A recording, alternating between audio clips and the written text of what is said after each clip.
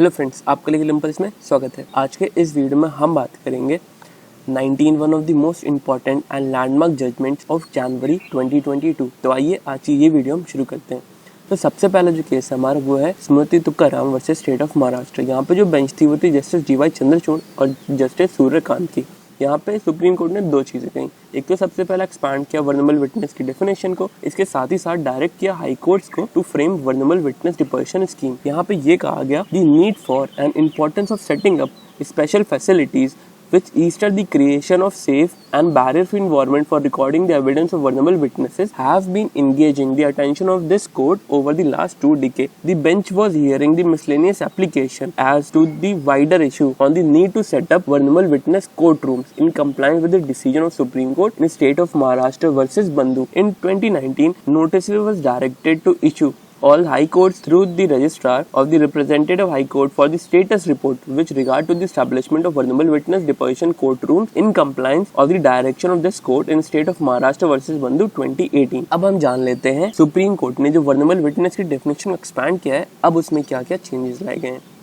तो पहले क्या था, वर्नेबल विटनेस के अंदर खाली चाइल्ड विटनेस आते थे, मगर सुप्रीम कोर्ट ने इस केस के थ्रू वर्नेबल विटनेस की जो स्कोप है उसको एक्सपैंड किया है। अब क्या है, as neutral witnesses of sexual assault, general neutral witnesses of sexual assault under section 377 IPC, witnesses suffering from mental illness, witnesses with threat perception and any speech or hearing impaired individual or person suffering from any other disability. तो ये जो लोग हैं इनको भी include कर दिया गया वर्नेबल विटनेस के डेफिनेशन के अंदर और इसके स्कोप को एक्सपैंड कर दिया गया है। इसके बाद वर्नेबल विटनेस डिपोजिशन सेंटर्स जो है, supreme court directed that all high courts adopt and notify vulnerable witness deposition centre schemes with in a period of 2 months। VWDC will provide a safe and barrier-free environment for recording evidence of vulnerable witnesses। The Supreme Court asked High Court to ensure that there is one VWDC in each district। These VWDC should be established in close proximity with alternate dispute resolution center। Mahendra Chawla versus Union of India 2018 Supreme Court। The Supreme Court directed the Union of India as well as state and UTs to enforce Witness Protection Scheme 2018 in letter and spirit। इसके बाद हम बात कर लेते हैं Witness Protection in India in 2018। The Supreme Court approved the Witness Protection Scheme 2018। इस case में Mahendra Chawla versus union of India, supreme court ने एक scheme lie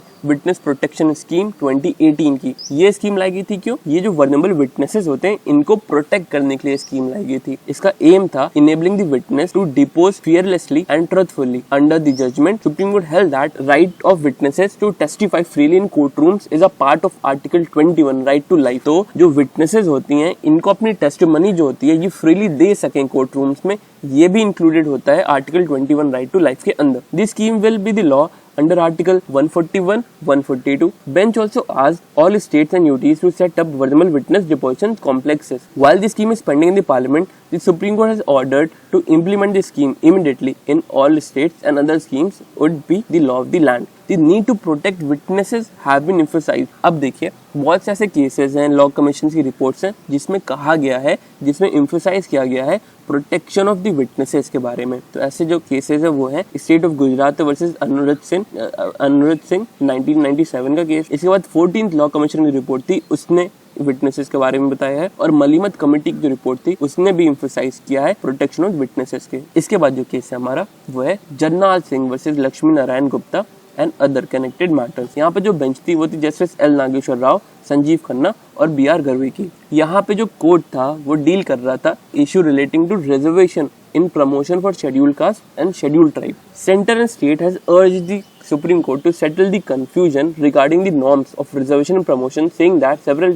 appointments have been stayed due to ambiguities। The bench reserved judgment on October 26 after hearing the matter following the reference answered in 2018 by a 5-judge bench in the case of Jarnal Singh versus Lakshmi Narayan Gupta। तो ये जो case है ना, इसमें और भी चीजें हैं जो आपको जाननी चाहिए, इसके बारे में हम अलग से वीडियो बनाएंगे, मगर फिलहाल के लिए आप ये बातें जान लीजिए। यहाँ पे बेंच ने प्रोनाउंसमेंट दी और ये कहा court can not lay down any yardstick to determine inadequacy of representation। State is obligated to collect qualified data regarding inadequacy of representation। Cadre should be the unit for collecting qualified data for reservation। अब देखिए court ने यहाँ पे सबसे पहले तो ये कहा कि हम एक yardstick नहीं ला सकते जिसके थ्रू हम डिटरमाइन कर सके inadequacy of representation। स्टेट जो है वो ऑब्लिगेटेड है कलेक्ट क्वालिफाइड डाटा जो बताए कि इस सेक्टर में, इस कैडर में, इस यूनिट में जो रिजर्वेशन है वो होना चाहिए। यहाँ पे ये भी कहा गया cadre should be the unit for collecting qualified data for reservation. Cadre should be the unit for collecting qualified data would be meaningless if collection of data is with respect to entire service. तो इसमें ये भी बात कहेगी कि जब आप qualified data collect करते हो ना तो पूरे इंटायर सर्विस में नहीं होना चाहिए, वो एक पर्टिकुलर कैडर के रिगार्डिंग होना चाहिए। Nagaraj judgment of 2006 would have prospective effect, ये भी कहा गया इसमें। The conclusion in B K Pavitra case जो था approving the collection of data on the basis of group and not cadre is contrary to the dictum laid in Jarnail Singh. इसके बाद का जो केस है वो राजस्थान मधुधारा ग्रामीण बैंक वर्सेस रमेश चंद्र मीना। यहाँ पे जो बेंच थी वो थी जस्टिस एम.आर. शाह और संजीव खन्ना की। यहाँ पे ये कहा गया employees no absolute right to be represented in departmental proceeding through agent of his choice. मतलब कि अगर कोई एम्प्लॉय है वो डिपार्टमेंटल प्रोसीडिंग उसके ऊपर चल रही है, डिपार्टमेंटल इंक्वायरी चल रही है उसके ऊपर, तो वो उसके ऊपर एक ये राइट नहीं होता, एब्सोल्यूट राइट नहीं होता कि वो जिससे चाहे उससे अपने आप को रिप्रेजेंट करा सकता है as an agent. Supreme court observe that there is no right in favour of a delinquent employee to be represented in a departmental proceeding through the agent of his choice. In this case, High Court has permitted the delinquent employee who facing disciplinary proceeding to be represented through ex-employee of a bank. It was observed that Regulation 44 only restrict representation by a legal practitioner. मतलब कि यहाँ पे ये कहा गया कि Section 44 जो है वो ये restrict करता है बस कि आप legal practitioner द्वारा represent नहीं करा सकते अपने आप को. Even that too is permissible. Of course, with leave of a competent authority, and there is no completely absolute bar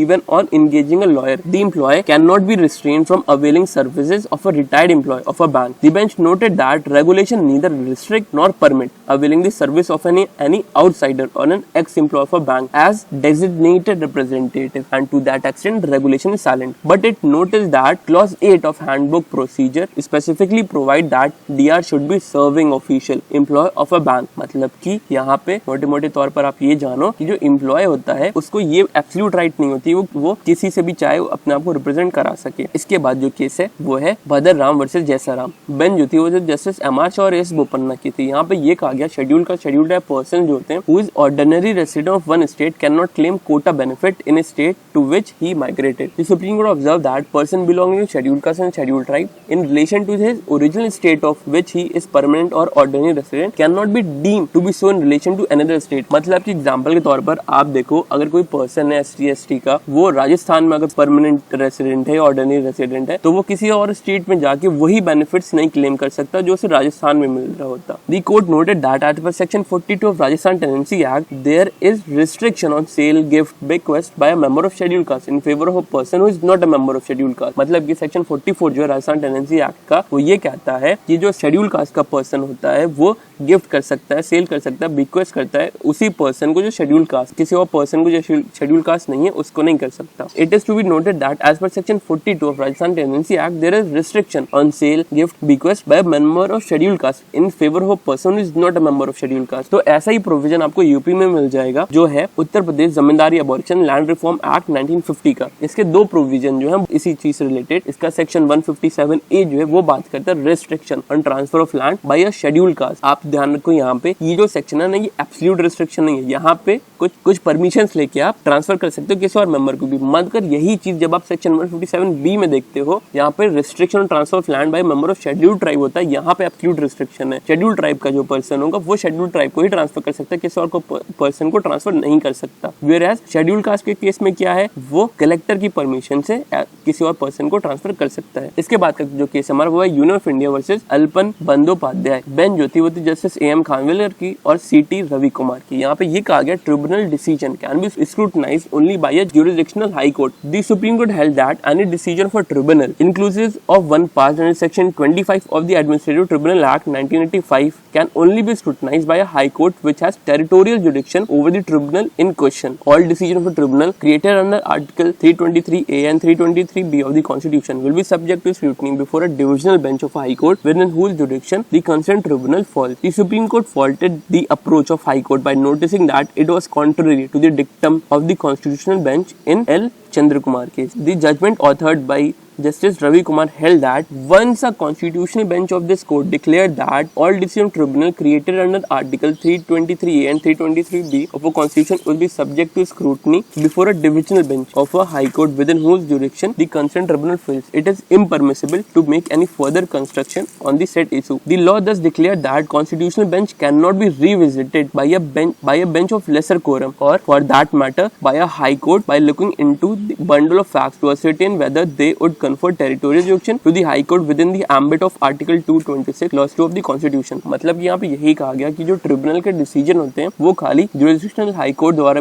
scrutinise किया जा सकता है। इसके बाद का जो केस है वो है राम रत्नम से state of Madhya Pradesh. Bench जो थी chief justice N V Ramana की, जस्टिस ए एस बोपन्ना की और हिमा कोहली की थी। यहाँ पे ये कहा गया use of weapons does not require that the offender should actually fire or stab, murder, exhibition or brandishing the same is sufficient. The Supreme Court through a 3-judge bench clarified that law relating to the offence of robbery under Indian Penal Code. The question that came before the court was whether the charge under section 397 of the IPC would hold in case of firearm had not been filed. तो यहाँ पे ये कहा गया justice Bopanna द्वारा, first it is not necessary for the offender to have literally used the weapon for the purpose itself. Even showcasing the same to create fear in mind of a victim would be sufficient. Court held that it is clear that use of weapon to constitute the offence under section 397 IPC does not require that offender should actually fire the firearm or actually stab if it is a knife or dagger, but mere exhibition of a same या brandishing या holding it openly to threaten या create fear या apprehension in the mind of a victim is sufficient। यहाँ पे यही कहा गया कि जो weapon है का actual use करना essential नहीं है for constituting offence of robbery under section 397। आप अगर exhibit करते हो या brandish करते हो या apprehension लाते हो victim के mind में तो इतना sufficient होगा ऑफेंस ऑफ रॉबरी को एक्शन में लाने के लिए। इसके बाद का जो केस है वो है Neil Aurelio Nunes and other versus union of India. Bench जो थी वो थी जस्टिस डी वाई चंद्रचूड़ की और एस बोपन्ना की। यहाँ पे जो केस था ये रिलेट करता है validity of centre's decision to introduce OBC EWS reservation in all India quota for NEET admission. The dispute has its origin in the notification issued by central government on July 29, which introduced 27% reservation for OBC and 10% for EWS in all India quota for UG and PG medical courses. The Supreme Court has allowed the commencement of counselling process for NEET, PG and UG for 2021-2022 admission on the basis of existing 27 quota for the other backward classes and 10% reservation for economically and weaker section in all India quota. The court upheld the constitutionality of 27% OBC reservation as regard to the criteria for determining AWS 8 lakh gross annual income cutoff जो था. The court allowed the existing criteria to operate for the current admission year so as to not delay the admission process further. इसके बाद इसी के relation में और भी चीजें कहीं कोर्ट द्वारा इसमें यह भी कहा गया कि OBC quota in PG courses not prohibited, cannot say that backwardness will disappear with graduation. Supreme Court in NEET AIQ case में कहा गया ये. Supreme Court has held that there is no prohibition for introducing reservation for socially and educationally backward classes or the OBC in PG courses. In our opinion, cannot be said that the impact of backwardness simply disappear because a candidate had graduate qualification. इससे related कुछ key points वो हम जान लेते हैं. 10% EWS quota was introduced by 103 Constitutional Amendment Act 2019 by amending Article 15 and Article 16. It inserted Article 15 Clause 6 and Article 16 Clause 6. Article 15 Clause 6 and Article 16 Clause 6. It is for economic reservation in jobs and admission in education institution for economically and weaker section. It was enacted to promote the welfare of a poor not covered by 50% reservation policy for scheduled caste and scheduled tribe and socially and educationally backward classes. It enabled both center and the state to provide reservation to EWS of society. इसके बाद का जो case है वो Jasdeep Singh Jassu versus state of Punjab. Bench थी justice Sanjay Kishan Kaul की और MM Sundaresh की. यहाँ पे ये कहा गया कॉमन इंटेंशन पर से may not attract section 34 of the IPC without an action in furtherance. मतलब कि अगर आप कॉमन इंटेंशन बस है वो आपको वो सेक्शन 34 को एक्शन लाने के लिए जरूरत तो है, इसके साथ ही साथ फर्दरेंस भी होना आवश्यक है. कॉमन इंटेंशन के साथ ही साथ एडिशन एक्शन एंड फर्दरेंस भी होना बहुत जरूरी है. The bench has agreed with the submission on behalf of applicant that evidence available is not sufficient enough to hold that section 34 of the IPC is attracted against them. There is no evidence at all to record to hold that A3 and A4 were aware of the fact that A1 was having a gun with him, the court said. अब यहाँ पे court ने जो section 34 है इसको compare किया है game of football से.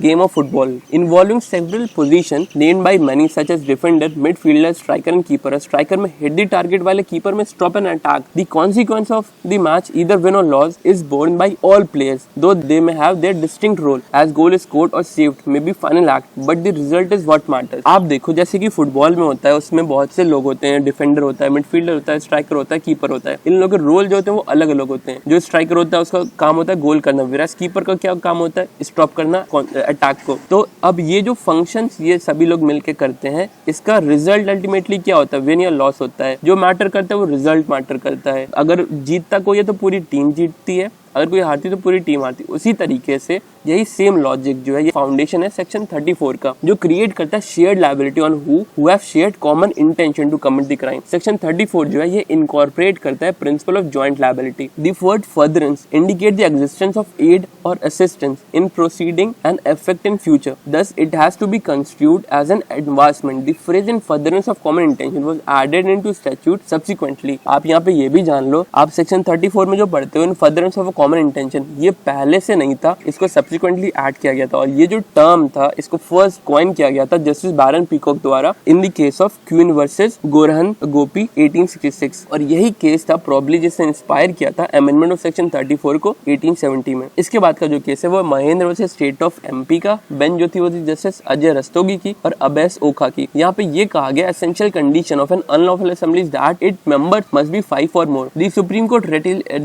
Court reiterated that it is an essential condition of an unlawful assembly that its membership must be 5 or more. If the prosecution has a case that person before the court and other membering in all more than 5 compose an unlawful assembly, these other being person not identified and unarmed. अब देखिए यहाँ पे अगर less than 5 person है can be, तब भी उनको charge किया जा सकता है सेक्शन 149 के तहत, अगर प्रोसिक्यूशन जो वो ये प्रूफ कर देती है कि वहाँ पे 5 या उससे ज्यादा लोग थे और ये पर्सन जो है ये आइडेंटिफाइड नहीं हुए हैं और ये अनआर्म्ड थे। It is essential condition of an unlawful assembly that its membership must be 5 or more. At the same time, it may not be necessary that 5 or more person necessarily be brought before the court and convicted. Less than 5 person may be charged under section 149 if the prosecution case is that person before the court and other numbering in all more than 5 compose an unlawful assembly, these other being person not identified and unarmed. मतलब कि जो ये तो main चीज है कि essential condition जो है unlawful assembly की 5 या 5 से ज्यादा लोगों की जरूरत होती है, मगर उस कंडीशन में भी आप ये सेक्शन एक्शन में ला सकते हो जहां पे जो प्रोसिक्यूशन वो ये प्रूफ कर देती है कि जो क्राइम सीन था वहां पे इससे ज्यादा लोग थे मगर कोर्ट के सामने इतने लोग नहीं आइडेंटिफाई हो पाए हैं। उस कंडीशन में भी सेक्शन 149 एक्शन में लाया जा सकता है। इसके बाद का जो केस है वो है Samriddhi corporation housing society limited versus Mumbai Mahalakshmi construction. यहाँ पे ये हेल्ड किया गया था, builder's failure to obtain occupation certificate is a deficiency in service under consumer protection act. Failure for builder to obtain occupation certificate is deficiency in service. Flat purchasers are well within their right as consumers to pay for compensation as recompense for consequent liability such as payment of higher taxes and water charges by owner arising from lack of an occupancy certificate. अब आप जानो यहाँ पे occupation certificate होता क्या है? It is a document issued by local government या agency या बिल्डिंग डिपार्टमेंट सर्टिफाइंग दैट जो ये बिल्डिंग है ये कंप्लायंस करती है सभी बिल्डिंग कोड्स से और रूल से। In this case respondent was responsible for transferring the title of a flat to the society along with occupational certificate. Failure to obtain the certificate is deficiency in service as defined under section 2(1)(g) of Consumer Protection Act. यहाँ पे यही कहा गया कि अगर builder आपको title देता है फ्लैट की विदाउट ऑक्यूपेशन सर्टिफिकेट तो ये डिफिशिएंसी इन सर्विस माना जाएगा अंडर कंज्यूमर प्रोटेक्शन एक्ट। इसके बाद का जो केस है वो state of Madhya Pradesh versus Joginder का है। यहाँ पे जो बेंच थी वो थी CJI NV रमन्ना की, जस्टिस AR बोपन्ना की और जस्टिस हिमा कोहली की। यहाँ पे ये कहा गया section 304 IPC demand of money for construction of a house is a dowry demand. The Supreme Court observed that demand of money for construction of a house is a dowry demand to attract offence under section 304B. The word dowry ought to be ascribed an expensive meaning so as to encompass any demand made on a woman whether in respect of a property or a valuable security of any nature. अब supreme court ने list किया 4 pre requisite जो जरूरत होती है accused को convict करने के लिए 304B के अंदर। That the death of a woman must have been caused by burn or bodily injury or occurred otherwise than under normal circumstances, that such a death must have occurred within a period of 7 years or of her marriage, that the woman must have been subject to cruelty or harassment at the hand of her husband soon before the death, that such cruelty or harassment must have been for or related to any demand of dowry। तो यहाँ पे अगर आप demand करते हो money for construction of house, इसको भी माना जाएगा एज अ डाउरी डिमांड। इसके बाद का जो केस है वह दीपक शर्मा स्टेट ऑफ हरियाणा का। यहाँ पे ये कहा गया taking custody of a jewellery for safety can not constitute cruelty with the meaning of section 498A of the IPC। इसी से एक और केस है वो है Meera versus state by inspector of police. यहाँ पे जो बेंच थी वो थी जस्टिस MR शाह और जस्टिस BV नगरत्ना की। यहाँ पे ये कहा गया cruelty is committed by one woman against another woman the offence become more serious when an offence has been committed by woman by meting out cruelty to another woman that is the daughter-in-law, it becomes a more serious offense if a lady that is mother-in-law herein does not protect another lady, the other lady that is daughter-in-law would become vulnerable। इसके बाद का जो case है वो इस Punjab state cooperative agriculture development bank versus registrar. Bench जो थी वो थी जस्टिस अजय रस्तोगी की और अबैस ओखा की। यहाँ पे ये कहा गया rules taking away vested right of an employee retrospectively violates Article 14 and Article 21 of the Constitution. The Supreme Court has held that an amendment that has retrospectively applicability and takes away the benefit which are already available to an employee under the existing set of rules would divest the employee of his vested right and thus will violate the right guaranteed under Article 14 and 21 of the Constitution. The court observed that if the employee who had already been promoted or fixed in a particular pay scale, if that is being taken away by the impugned scheme of rules retrospectively, that certainly will take away the vested right of the incumbent, which may not be permissible and may be violative of Article 14 and Article 16 of the Constitution। तो यहाँ पे ये कहा गया कोई भी ऐसी rule, कोई भी ऐसी स्कीम जो किसी एम्प्लॉय की वेस्टेड राइट को रेट्रोस्पेक्टिवली हटाती है, वॉलेट करती है, वो वॉलेटिव होगी आर्टिकल 14 और आर्टिकल 21 ऑफ द कॉन्स्टिट्यूशन की। इसके बाद का जो केस है वो है श्री क्षेत्रीयाम महेश कुमार सिंह वर्सेस मणिपुर यूनिवर्सिटी। यहाँ पे बेंच जो थी वो थी जस्टिस नागेश्वर राव की और हिमा कोहली की। यहाँ पे supreme court uphold the Manipur university's decision to reduce SC quota to 2%, OBC quota to 17% and increase ST quota to 31%. The Supreme Court dismissed an appeal against Manipur High Court's order upholding the decision of Manipur University to reduce reservation in admission for scheduled caste candidate from 15 to 2%, OBC quota from 27 to 17% and increase the tribal and scheduled tribe candidate from 7.5 to 31% in terms of amendment to Central Education Institution Reservation Admission Act 2006। यहाँ पे जो respondent थी Manipur university, ये originally establish की गई थी as a state university and followed the Manipur state reservation policy, जो ये कहती थी 2% reservation for SC, 31% reservation for ST and 17% reservation for OBC। In 2005 the university was converted into Central University and in 2007 by the virtue of Reservation Act the reservation policy under section 3 जो बात करती थी 15% for SC, 7.5 to ST and 27% for OBC became applicable। मगर in 2012 university reverted back to the old policy। यहाँ पे applicant जो था उसने चैलेंज किया the reduction of scheduled caste reservation from 15 as prescribed under section 3 to 2%। तो यहाँ पे कोर्ट ने ये हेल्ड किया we are in complete agreement with the finding in the impugned judgment that university was university was right in reverting back to the position obtaining immediately before the commencement of reservation act by reservation seats in respect of ST and OBC candidate जो है 31%, 2% and 17% respectively. के बाद का जो case है वो है Sharda Dayadesh Shetty versus director. Bench जो थी वो थी जस्टिस हेमंत गुप्ता की और V रामा सुब्रमण्यम की। यहाँ पे ये हेल्ड किया गया CSR premises are public premise under public premise eviction of unauthorized occupant act. The Supreme Court held that any premise belonging to or taken on lease by or on behalf of a council of scientific and industrial research is a public premise under section 2E subsection 2 clause 2 of Public Premise Eviction of Unauthorized Occupant Act 1971। Premise cannot be said to public। अब यहाँ पे जो appellant था उसकी जो argument थी वो ये थी premise cannot be said to be a public premise within the meaning of section 2E of the act as CSIR does not fall within the meaning of public premise। Court ने यहाँ पे ये कहा CSIR जो है वो registered society है under Society Registration Act 1860। It is a body controlled by central government and comes within the meaning of section 2 clause E subsection 2 clause 2। यहाँ पे जो बेंच थी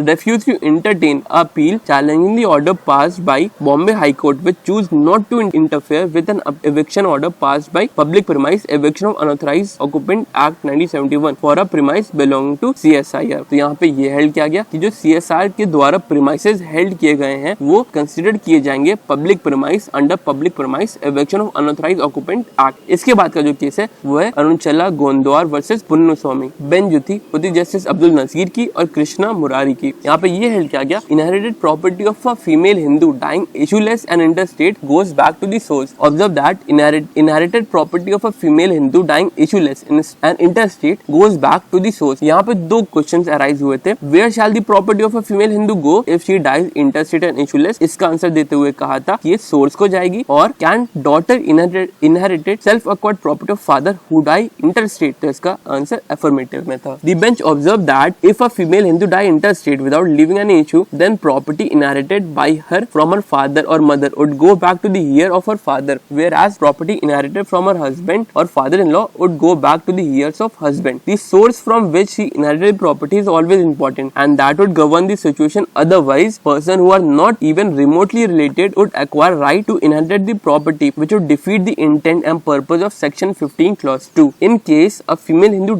dies leaving behind her husband or any issue. अब देखिए, अभी तक आपने जाना उस कंडीशन में क्या होगा जहाँ पे इशू लेस है और इंटरस्टेट है, वहां पे जो सोर्स को चली जाएगी। मगर आप देखिए, आप उस कंडीशन में क्या होगा जहाँ पे उसकी issue है, then section 15 clause 1a comes into operation and property including inherited property from his father would devolve upon her husband and her issues according to section 15 1a।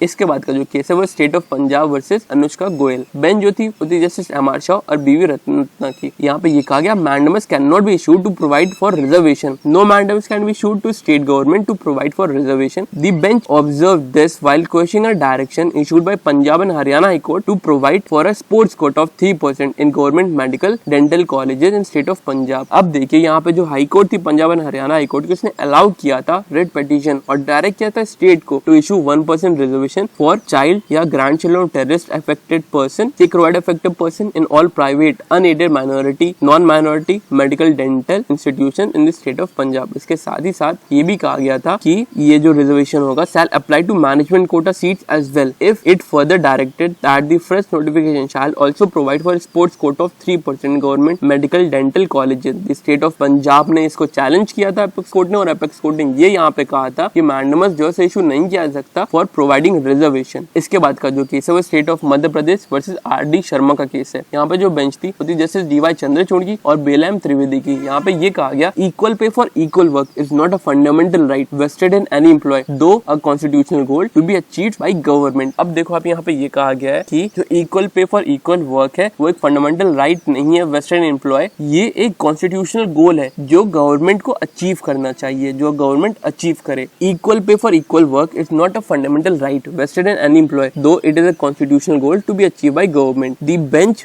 observed that the equation of post and determination of pay scale is primarily function of the executive and not the judiciary. Therefore, ordinary court will not enter upon the task of job evaluation, which is generally left to the expert bodies like pay commission। इसके बाद का जो case है वो है chief personnel officer and other versus A Nishant George. यहाँ पे जो बेंच थी वो थी जस्टिस डी.वाई. चंद्रचूड़ की और एस बोपन्ना की। यहाँ पे ये कहा गया, जो रेलवे द्वारा लार्जी स्कीम लाई गई है जो प्रोवाइड कर दी बैकडोर एंट्री की, यहाँ पे ये कहा गया कि वॉलेटिव है आर्टिकल 16 की। The supreme court has reiterated that liberalised active retirement scheme for guaranteed employment for safety staff notified by railway, जिसको हम लार्जी स्कीम कहते हैं, provide an avenue for backdoor entry into services and is contrary to the mandate of article 16 which guarantees equal opportunity matter of public employment. We have addressed in detail the history of Largi scheme and doubt expressed on its validity by Division Bench of Punjab and Haryana High Court in Kala Singh versus Union of India 2016, which eventually lead to the decision of the union government to terminate the scheme. While noticing the above backdrop, यहाँ पे जो